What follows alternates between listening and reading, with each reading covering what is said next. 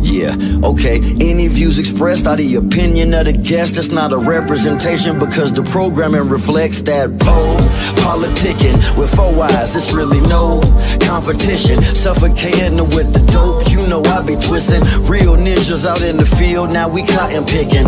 Not to mention our intention to cover topics and many of the subjects. I got more lines than the deli at the Publix. With King Pharaoh, PoPolitickin, I'm pistol whipping. Rappers jeopardizing hip-hop position, my opposition, intuition, prediction like writers on The Simpsons.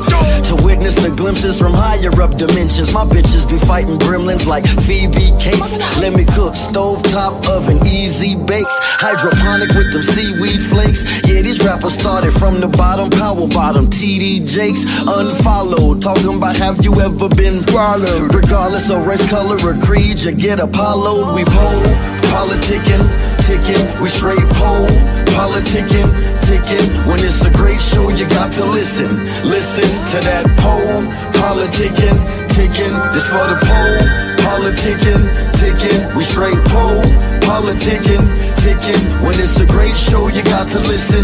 Listen to that Politickin, ticking. Welcome back to PoPolitickin.com, your home for self-help meets hip-hop. Right now we're live on YouTube, Facebook, Twitch, Instagram Live.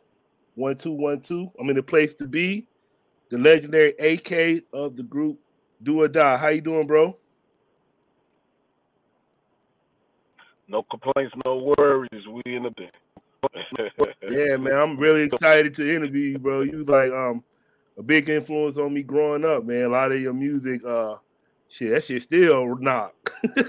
You got some classics out there, and you classic part of the group. That voice, no doubt. And you know what's crazy, but I see they tapping into the OGs really gave the culture what it needed at the time it needed it. You know what I'm saying? It's kind of choppy right now. I'm just making sure the sound good. Okay. All right. So I just kind of wanted to start from the beginning a little bit. I just want you to talk about even before you like growing up in Chicago and what made you want to start rapping and MCing.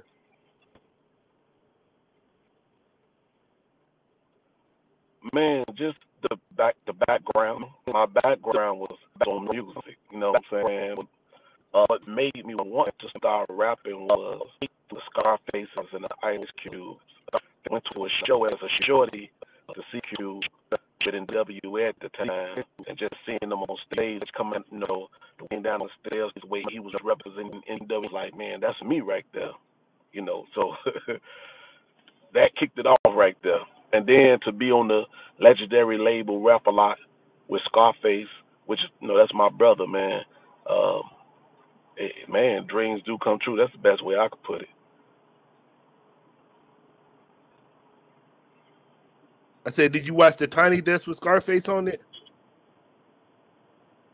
Oh, definitely. That shit was cold. I mean, right after Face got through, we talked for 2 hours, man. I was like, what a way to close 50 years of fucking hip hop. That's what's up. Yeah, that shit, I liked it, man. I enjoyed it. It was like, I don't know. It just like, even like, Scarface sounded similar to you. He got that voice, man. Scarface sounded like he preaching to you anyway. So, yeah. Right. And so Tiny does that intimate setting and just hearing him and that music and like the live band, it was perfect. Yeah.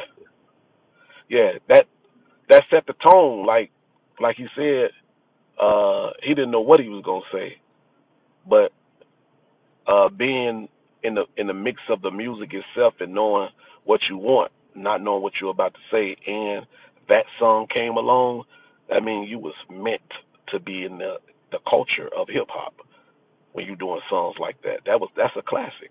Right. And then how did Do or Die form? How did y'all link up? Well, two of us is brothers. That's me and Nah. We brothers. And then Bilo, he's one of our childhood friends. So You know, we was always amongst each other, around each other, should I say, and that's we just kicking it. You know what I'm saying? And as we grew, we still was liking the same similar things. You know what I'm saying?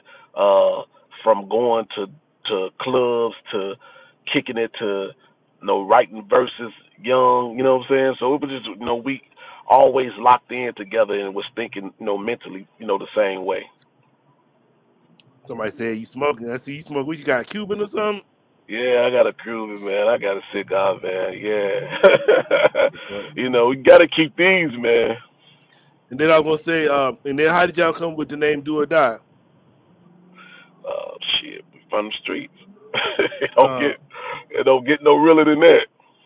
Well, you come from the streets, man. You either gonna do or die, and we've been doing for a long time. We're gonna continue to do it, and I express that to everybody that I run across. Man, I encourage you to keep doing, man. You only going it's only no's are temporary. Yes is always. All you gotta do is fight for it. Yeah, and then your name I know was AK-47. So how you come with that name? AK Alpha Kyrie. Alpha meaning the beginning, Kyrie to mean to pray before you do anything. So in the beginning, you pray before you do anything. I know I'm not on earth, and it ain't nothing bigger than me out here. I know it's a God, so that's where I got Alpha Kyrie from, AK. That's tight. And then you mentioned Rap-A-Lot a little bit, but actually, like I've been doing this podcast for 16 years, and my two favorite interviews was me interviewing Jay Prince twice. that was like my favorite. I felt like I made it then, but I just wanted you to I didn't realize y'all was with Rap-A-Lot so long to just talk about how did y'all end up getting with Rap-A-Lot, because y'all came out on Rap-A-Lot, right? Yeah, we came out on Rap-A-Lot 1996 September, the year Pac passed away. Po Pimp was out since '95, but '96 it took off and went platinum. So Rap-A-Lot was the company that we went with, and us and Jay Prince, Jay Prince, that's my brother. We still lock in no matter where we at around the world. If I'm there, I go get up with him. If, he comes to Chicago, I get up with him. You know what I'm saying? We get up with one another, man. We still brothers to this day. And then how many are you still? Because I saw that y'all did put some albums out on Rap-A-Lot for Life. So are you still with Rap-A-Lot now, or no? Well, you know what, man? You can never say you're not, because you're a part of the label. Yeah. You know what I'm saying? You're a part of the history. So how can you not be? You know what I'm saying? Yeah, that I even saw. Look like y'all. How many albums did you put out under Rap-A-Lot? Then we put out like 6 albums. Yeah, that's good. Put out like 6 albums, man.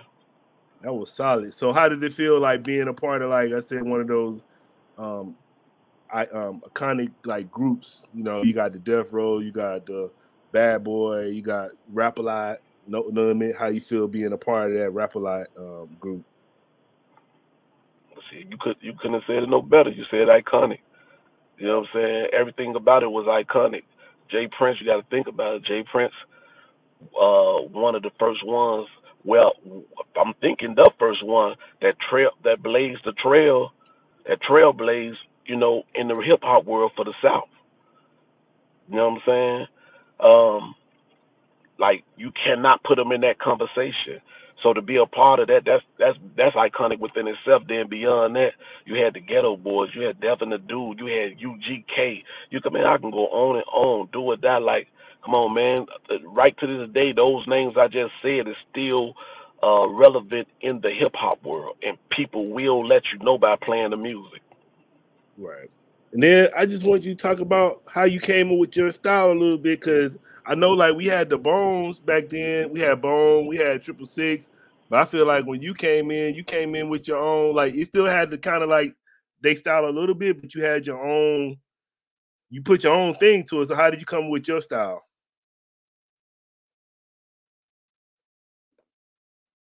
Got disconnected. There you go.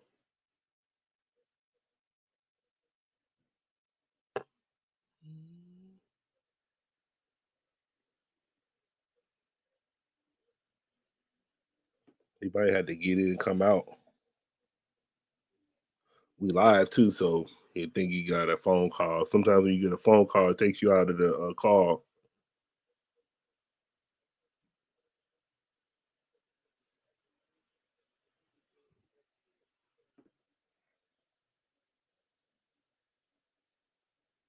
We'll be back. We're gonna play the music and be back while we wait and see if he come back in right quick.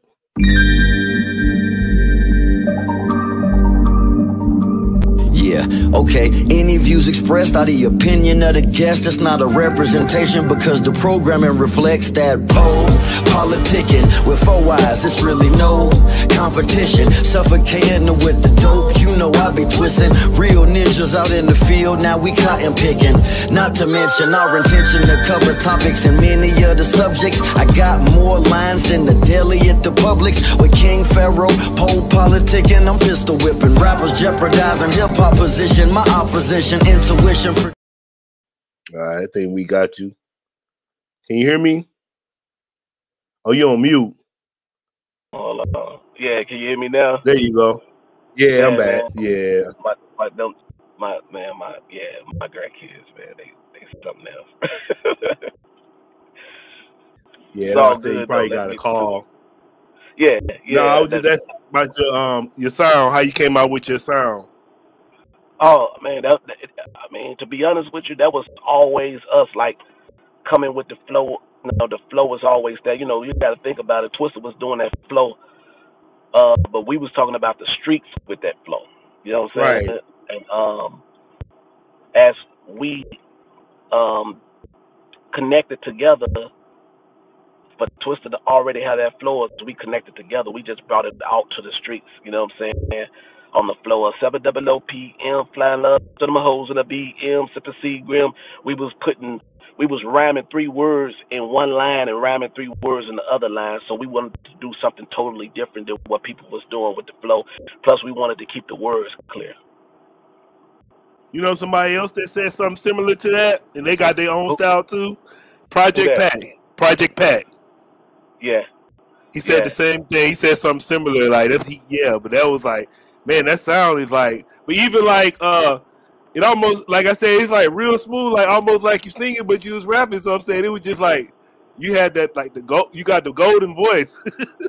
Right. It's the melody, the melody with the acoustic voice. You know what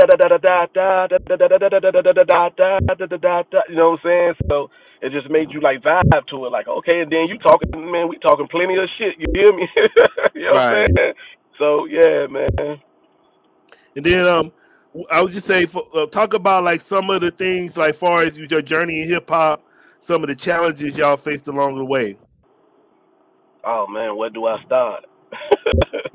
Where do I start? Like I think one of the challenges was not knowing when you making millions in the rap game, you begin to spend more. You begin to spend more when you start making that type of money. And I didn't have an accountant. I didn't know about accounting. I didn't know about taxes. I didn't know. You know, you come straight out the streets. You know what I'm saying? And as time went on, we began to learn about the taxes. We began to learn about accountants. We began to learn about lawyers and learning about a lot of this stuff, man, that we had no idea of. And I'm glad we caught on to it early in the rap career. You know what I'm saying? To have the people around us that we do have around us, should I say? You know, so that was one of the obstacles. But I'm glad I bumped into that obstacle because, you know what I'm saying, it cut me, it made me different. It cut me different. You know what I'm saying? How you think you, like I said, you said 95, so that's almost 30 years. How you think what's the key to the longevity with you and Do or Die? You on mute again.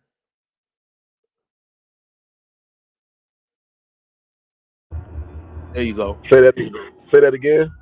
No, I was saying like far as because you were saying y'all started in 95, so I said that's close to 30 years. So I said, what do you think the key to your longevity is? Let me turn this down. The key to longevity, to be honest with you, fam, is knowing to me, for me, knowing what you want. You know, uh,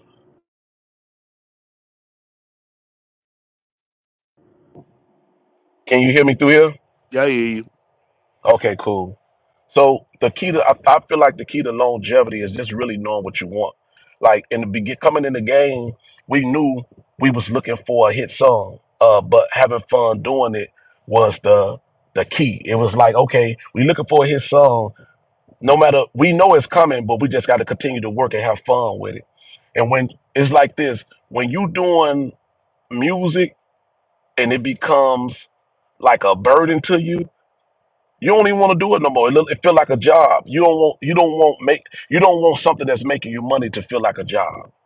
Right. You know what I'm saying? So to be in the longevity stages, you just want to have fun with what you're doing. Like what better way is to make a bag and you having fun at the same time making a bag? Right. Yeah, I want to ask you about. I saw a lot of. I was looking at your song. I was looking at some of your song. A new song you came out with, but I saw somebody comment and they was like, "Man, it ain't the same without Johnny P." So, just how you feel about Johnny P and the music y'all created together? Man, well, Johnny gonna always be Johnny. You know what I'm saying? Johnny P, man, it's Johnny P forever. That's my childhood friend. Mm, I wish it never happened the way it did, but Johnny P passed away. But we still represent him when we stand on those stages. You know what I'm saying? And that sound of his vocals, you'll never get back. That shit was soulful, and there'll never be another Johnny P. But I'm one that say, you know, I love to see other people have the opportunity that he had. You know what I'm saying? Uh, you just can't stop there because something happened like that. That's how you carry his name on. Try to find that Johnny P. right. And then, Mhm. how far as like, how do you want like? Because we do this for like the younger generation too. So, what do you want the younger generation to know as far as like the legacy of do or die in y'all music? What was y'all trying to do and create? uh, we was creating something that we knew that'll live forever. You know what I'm Mm, saying? If, God forbid, if I leave, you still gonna hear, "Do you wanna ride?" Or you gonna still hear, "Do you?" Or you gonna hear, "Can you smoke and ride?" Look, we got so many hits. You know what I'm saying? You want to leave right. something, man. You want to leave a stamp on the world that's gonna live forever, man. And even when you're not here, it'll make people be like, "Damn, that's Buddy and them." You know what I'm saying? So yeah, And then, which one of those songs is your favorite? all of them. You know what I'm saying? Because we done built them from ground up. And it took time. It's like raising a child. You know what I'm saying? When you doing music, it's like raising a child. Well, somebody, I had a fan question. Somebody wanted to know about that song Po Pimp, and they want to know, can you share the story behind its creation and the impact it had on your career? Oh man, Pimp started. Man, how should I put this? Pimp started. Me and Bilo was just got through working out, and we got through jogging. We went into my mother's house, and there was a tape sitting on the table. I took the tape and put it in the radio, played it, and there was a song by David Oliver called Miz. And I was like, man, we got to get this cat Traxter to play this over. So Traxter, we took it to the studio. Traxter played the beat over. We went, we went, and started figuring out the hook. Once we figured the hook out, we took it to Johnny. Johnny started singing the hook. That was it after that. So we got this place called the Flea Market where all the rappers at that time was meeting. So we going downstairs, Twister coming upstairs. As Twister coming upstairs, I'm like, man, I got this joint I need you to jump on. So Twister was like, all right, you know what I'm saying? Bring it to me. So I go give it to him. He do his verse to it. Once he do his verse to it, we in the studio vibing to it. Next thing you know, we do all the business part to it to get it out. And once we got it out, it's like the song wouldn't stop selling. And we were selling out selling boxes, like 500 boxes in one day as point in time. It started from 10 tapes to 500, and it was just selling like 2,000. Then I said, yeah, we got a hit. So we knew we had that, and we knew we had to take it to the next level. So it was this group called Psychodrama. They had a song called Magic, Mm-hmm. and they didn't do the only thing they didn't do with that song is put a video to it. It would have, man, they would have blew up. So that I felt like God put that on my heart to make sure, hey, make sure y'all go do a video. So that's when we got up with Rap a Lot. Jay Prince called me and we was like, man, come on, let's do it. Man, the next week we was doing a video, and it was history after that. I was saying, you say you in Chicago. I was in Mississippi, so that's like a pipeline, direct pipeline. So I Yeah, was getting it because it was yeah, like definitely. I don't know for what reason though, but it seemed like even my granddad, he was in Chicago. He came down to Mississippi, so it was somewhere they was always either going to Mississippi to Chicago or going from Chicago to Mississippi. Yeah, yeah, those are definitely connected cities. Mississippi and Chicago is definitely connected. Yeah, so like I said, I remember growing up. I remember when it first came out. I was there. Yeah, And yeah. then so how did you end up working so closely with Twister? Childhood friends, Twisted from the west side like we are, from the west side of Chicago like we are. You know what I'm saying? We always came across one another's path, and God seemed fit to do a song together, man, and it worked. So what's up? And then is there any other collaborations that you enjoy doing? Man, the one we did the song with Face called "Who Am I," which was super dope. DJ Quick, uh, did the joint with DJ Quick, man. That was dope. Man, with so many people, man. Rick Ross, we got a song with Rick Ross. Uh, that was dope. No, we always collab with T Twister, man. But it just, but I'm excited every time we collab with Twister because it's always that magic that comes with it. Man, we collab with so many people, man. It's crazy. Ja Rule, we collab with Ja Rule. You know what I'm saying? So, man, I can go on, man, with the people that we collab with, man. And it's definitely many more to come. One person that gave us props on Ti podcast with Jadakiss, and I definitely want to collab with him. Him and 21 Savage, because 21 Savage did the same thing. 21 Savage was playing Smoke a Ride on his whatchamacallit and was singing that shit verbatim. So I was like, yeah, I got to reach out. Hey, you saw Keke Palmer? She was throwing that thing back to your song. Man, hey man, that shit was crazy, right?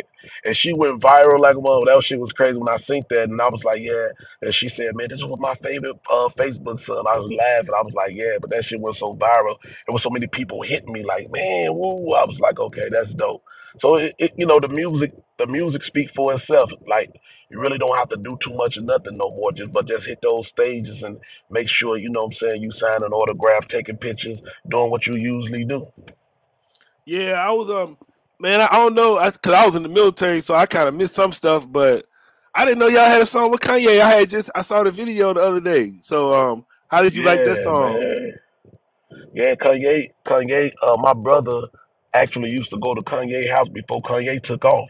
Okay. And so they was already connected, him and my brother, and we used to go to Kanye's house, man. Kanye will do beats and shit for us and things of that nature. And Kanye took off, and he was like, man, once I take off, he said, once I take off, he said, he said, once I take off, man, I'm gonna make sure we do something. Sure enough, man, shit, Kanye took off, and he came back and said, man, let's do some songs. We did 2 joints with him.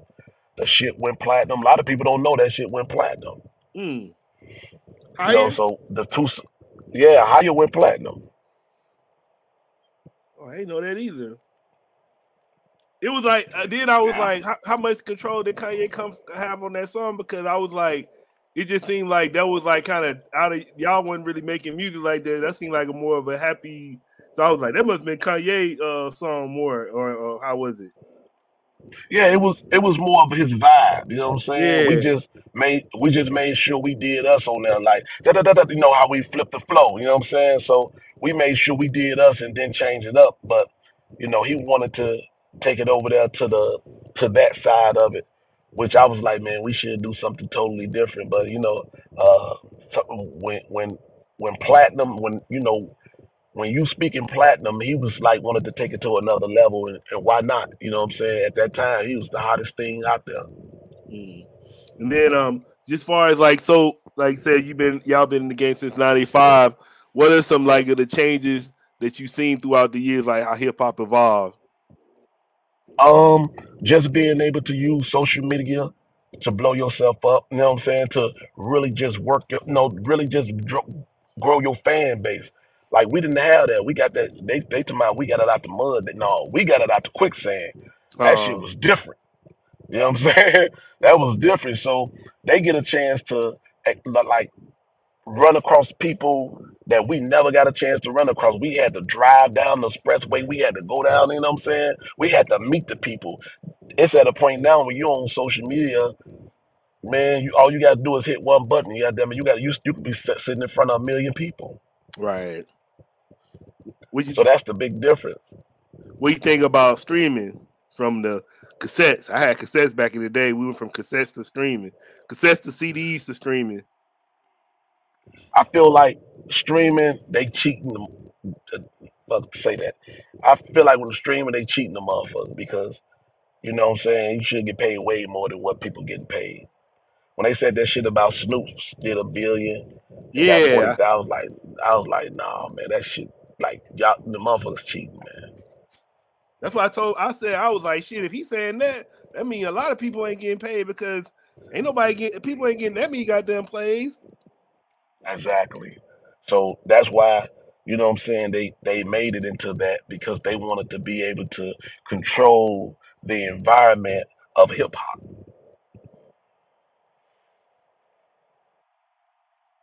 What do you mean by that? Oh, you saying that's why they started the streaming to control the environment? Yeah, if I can give you what I want on streaming, if I can give you what I want on streaming, then I'm controlling it.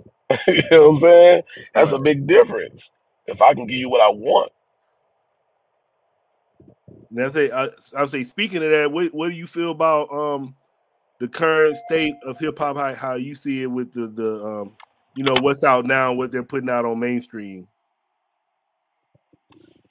um, what's out now, to me, what's out now, man, that's a good question. But what's out now to me is more of a, hey man, look, we gonna do this, and it don't have that classic vibe anymore. You know, when you hear a song, you'll be like, I could play this 4 years down the line. I could play this 10 years down the line and still feel that same way. You know what I'm saying? It ain't that no more to me.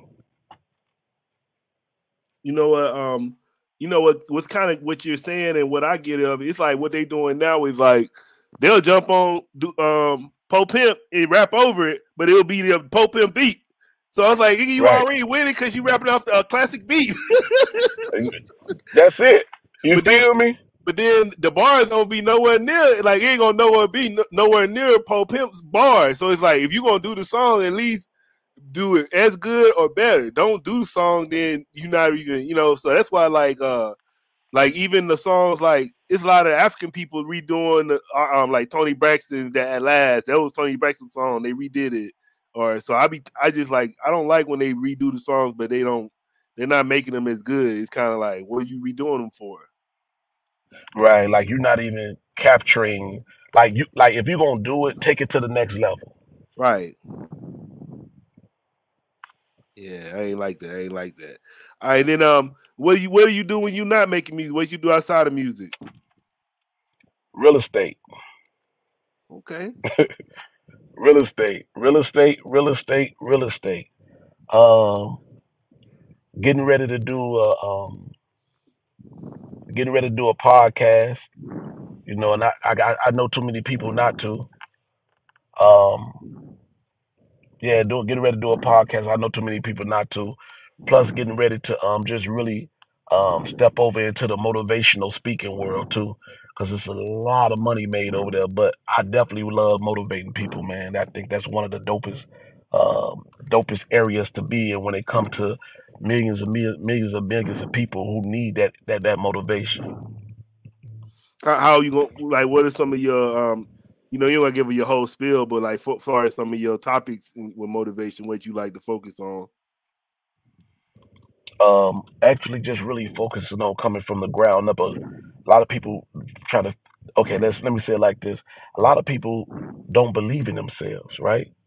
So you gotta go deep within a person's soul and spirit to see what was going on way before they got to the point they are at now, and know how to just capture them and continue to be repetition in their mind, so they can continue. They can start believing in themselves. Because once a person can get confidence and make it a snowball effect, then 9 times out of 10 they're gonna keep on moving forward. Especially they're gonna go looking for you, man. What dude that man that was saying this, that, another, and every time you feeding it to them, and it just being able to have repetition, motivation speaking to them, and the more you do that, man, the more they'll follow you. The more you get a chance to give them that conversation. And my whole conversation is believing in yourself. You believe you do affirmations? Yes, definitely. What's some of your favorite affirmations? Man, I am abundance. You know what I'm saying? I am abundance. I'm blessed. I am that I am. That's one of my biggest ones. I am that I am. Cause when you know you don't have to worry about everything else. You can, man, let me say this. You can create and manifest quicker knowing who you are compared to trying to figure out who you are. And I hope that didn't go over nobody here. Yeah, no, I was just gonna say, you might have to break that down a little bit. Yeah. So when you know who you are, right? You step into it different. You know what you want. Like it's already yours. It's okay. Put it like this. It's already yours. You have already conquered. You have already had the victory. So you got to step into it like that. You can't wake up and go, okay, I know I got to do that today, and I hope it happens. You can't wake up like that. You got to be like, I know I'm doing that today, and I'm gonna make it happen. You got to step into it, man. You got to in your mind. It got to already be done. Yeah, I'm saying it's a church song called. There's a church song I listen to. It's called "It Is for Me." It kind of sounds like you heard the church song before. That's like what you saying to me. Like you got to claim it. Yeah, it's for me. Like I don't see nobody else with it but me. I ain't saying nobody else don't supposed to have it, but I'm saying it's for me though. And that's how you supposed to step into it. You can't step into it thinking 50-50. It got to be 100% all or nothing. You see how Kanye be talking? Yeah. Man, I'm this, and this. He talking to like that because he confident in himself. He believe in him. Can't nobody tell him he's not that. Period. Yeah, I guess that's how you gotta. Go ahead. No, I was gonna say, I guess that's the part, and then that goes back to you. That's why you gotta like build yourself up and say the affirmations, because when you start talking like that and walking like that, then people start calling you crazy and shit. So it's like, oh, I'm crazy because I believe in myself. Like because it's I believe in myself. But Yeah. it is crazy to believe in yourself, because 9 times out of 10, a lot of people don't believe in themselves. So you going against the norm. The norm is people who don't believe in themselves. So when you go against the norm, they think that you crazy. Right. Or they think that you cocky, or you think you too much. No, man, I just believe in myself. What's wrong with that? We can't make that shit normal. Believing in yourself. Too crazy, man. That's crazy. I mean to ask you too, like, who are some of your favorite hip hop groups of all time? Oh man, NWA. Man, it's too many groups, man. Run DMC, the Locks. It's too many groups to name, because it's some dope groups out here. Outkast, Goody Mob.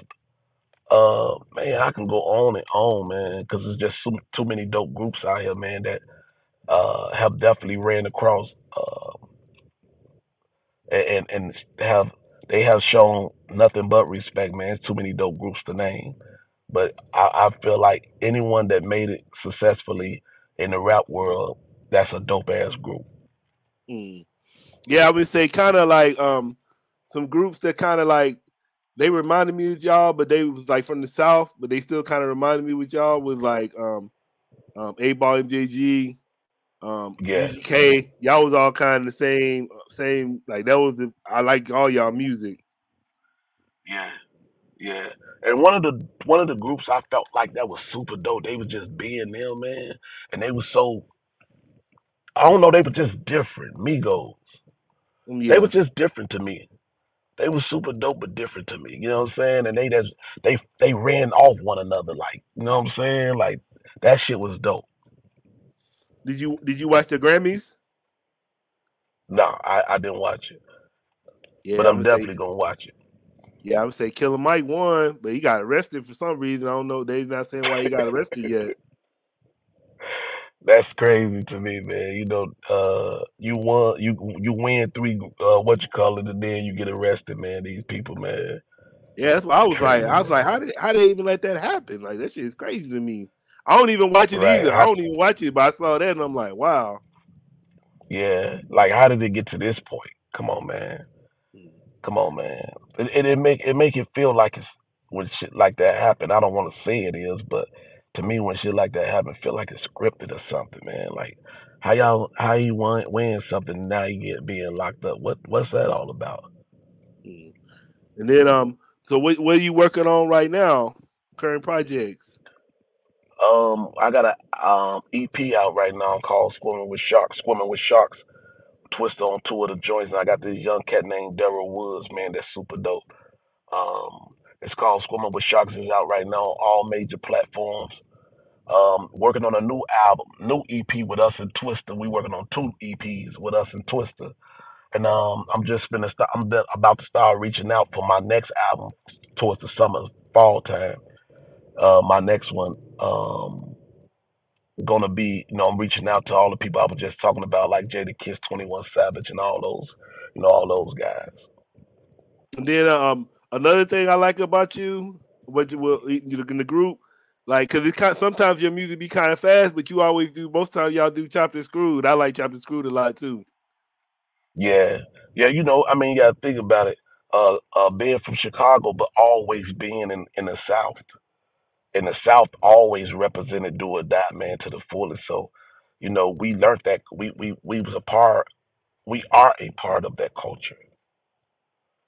You know, so it's only right that we, give give the world the way we look at it. Give the world the way we give it to the world the way we look at it. And then what would you like to say to your fans and supporters? They are not fans anymore. They are family, and we're gonna, what I'm saying, and they support me from day one, man, and that alone says a lot about the people who supported us because they supported my family and how we eat and things of that nature. So I honor that, man. I honor that. It is nothing that set the tone for a person to say, "This is my hard earned money." Here you go. We respect that to the fullest, man. That's why we don't say fans; we call them family. And whatever we can do when you come to a show, man, we take pictures, sign autographs, we do it all, man, because at the end of the day, they don't have to be there. We just did like 3 sold out shows by ourselves. So Mm. that lets you know that, we doing right by the people. You know what I'm saying? You got to do right by the people. You just can't take their money and keep it moving. It's like, what you doing, man? You not really know. You know what I'm saying? You really not no artist, man. Artists, this is what artists do for they fans. They call them family. We call them family. That's what we do for our family. And then I noticed another thing too. Y'all hitting all different races and creeds, man. A lot of people love your music, not Yeah, just yeah. yeah. The first 2 shows we just did this January, man, just passed. It it was probably a handful of blacks, but that don't mean that our people don't support it. They support the shit out of us. Man, it was a all white crowd, period, and that was dope to me. Like, okay, it ain't like I ain't never seen it before. We didn't had shows where 50,000 people came out. You know what I'm saying? So, but just to see it at this point in time and constantly seeing it and it's sold out, it speaks volume, man. That means we're going in the right direction. And then what's some of your favorite moments from touring or performing? When we our first tour was with Digital Underground and Mm. Outkast. Yeah. That was our first tour started with them. So that was amazing to me because I'm sitting at home and I'm eating some cereal and I'm watching Digital Underground and Outkast to now I'm on the road with these guys doing a tour. Come on, man. How dope is that, man? The rest was history, huh? The rest was history, man. But it was dope to be among Digital Underground, the people who gave Pac his first shot. You know what I'm saying, in hip hop. Right. All right, man. I want to say thank you for coming through politicking with me. You already know, man. This is what we do, man. You know, ain't nothing but family. You dig, man? Hey, y'all go get that album, Swimming with Sharks. It's on all platforms. You can follow me on Instagram, AK_do_or_die. That's AK Do or Die. You can follow me on Facebook, AK of Do or Die. What's up, man? Like I said, it was an honor talking to you, man. You already know, family. You already know. You call, goddamn, we're gonna pick up. You dig? All right, man. We out. Y'all make sure y'all follow the legend and follow me. I had to put me out there. Yeah, if you can follow me too, I'm at PoPolitickin, but y'all follow legend, then follow me. We out. Already, chat. All right, man. Yeah, it's nice.